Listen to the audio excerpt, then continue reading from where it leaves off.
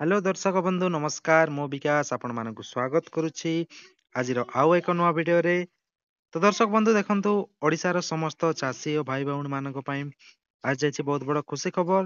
ତ ଦେଖନ୍ତୁ ଆପଣମାନେ ଜାଣିଥିବେ ପିଏମ୍ କିଷାନ ଯୋଜନାର 21ତମ କିସ୍ତିକୁ ନେଇ ଆସିଯାଇଛି ବହୁତ ବଡ଼ ଖୁସି ଖବର।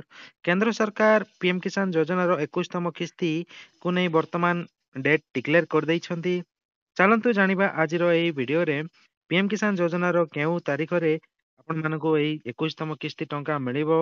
ଭିଡିଓକୁ ଶେଷ ଯାଏଁ ଦେଖନ୍ତୁ ଆପଣମାନଙ୍କୁ ସମ୍ପୂର୍ଣ୍ଣ ଡିଟେଲ୍ସ ଏହି ଭିଡିଓରେ ଜାଣିପାରିବେ। ତା ପୂର୍ବରୁ ଯଦି ଆପଣମାନେ ଚ୍ୟାନେଲରେ ନୂଆ ଆସିଛନ୍ତି ତ ଚ୍ୟାନେଲକୁ ସବସ୍କ୍ରାଇବ କରିଦିଅନ୍ତୁ ଓ ପାଖରେ ଥିବା ବେଲ୍ ଆଇକନକୁ ପ୍ରେସ୍ କରି ରଖନ୍ତୁ, ଯାହା ଫଳରେ ଆମ ଚ୍ୟାନେଲରେ ଯାହା ବି ଅପଡେଟ୍ ଆସିବ ସର୍ବପ୍ରଥମେ ଜାଣିପାରିବେ। ତ ଦର୍ଶକ ବନ୍ଧୁ ଦେଖନ୍ତୁ ପିଏମ୍ କିଷାନ ଯୋଜନାର 21ତମ କିସ୍ତି କେନ୍ଦ୍ର ସରକାର ଆସନ୍ତା 19 ତାରିଖ ଦିନ ମିଳିବାକୁ ଯାଉଛି ବା ଆଉ 3 ଦିନ ପରେ ଏହି ଟଙ୍କା ମିଳିବ। ତ ଦେଖନ୍ତୁ ଏହି ପିଏମ୍ କିଷାନ ଯୋଜନାରେ ଦେଶର 9 କୋଟି ଲୋକଙ୍କୁ ଏହି ପଇସା ଆସିବାକୁ ଯାଉଛି। ପ୍ରାୟ 18,000 କୋଟି ଟଙ୍କାର ସହାୟତା ପ୍ରଦାନ କରିବେ ପ୍ରଧାନମନ୍ତ୍ରୀ। ତ ଏବେ ଦେଖନ୍ତୁ ଏହି ଟଙ୍କା ସେଇମାନଙ୍କୁ ମିଳିବ ଯେଉଁମାନଙ୍କର ପିଏମ୍ କିଷାନ ଯୋଜନାରେ ଲ୍ୟାଣ୍ଡ ସିଡିଂ ୟେସ୍ ଥିବ ଏବଂ ଆଧାର ବ୍ୟାଙ୍କ ସିଡିଂ ୟେସ୍ ଥିବ, ଇକେୱାଇସି ୟେସ୍ ହେଇଥିବ।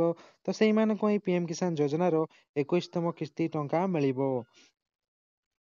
ତ ଯେଉଁମାନଙ୍କର ଲ୍ୟାଣ୍ଡ ସିଡିଂ ବା ଇକେୱାଇସି କିମ୍ବା ବ୍ୟାଙ୍କ ସିଡିଂ ହେଇନାହିଁ ତ ସେମାନେ ଶୀଘ୍ର କରାନ୍ତୁ, ତେବେ ଯାଇ ଆପଣମାନଙ୍କୁ ଏହି ଟଙ୍କା 19 ତାରିଖ ଦିନ ମିଳିବ।